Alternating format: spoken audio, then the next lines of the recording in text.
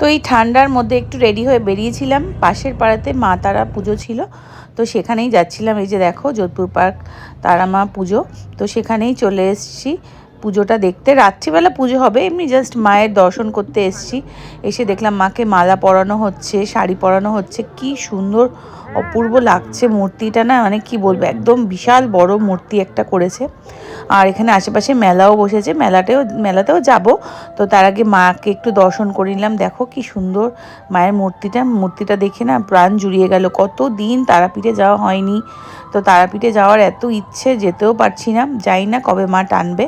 তো যাই হোক মায়ের দর্শন করলাম, পুজো তো রাত্রে শুরু হবে। তারপরে একটু মেলায় চলে গেলাম, মেলায় গিয়ে একটু জিলেপি আর মেলার যে গজাটা হয় না, এই যে ছোটো ছোটো গজাটা, এটা হচ্ছে আমার সবথেকে ফেভারিট।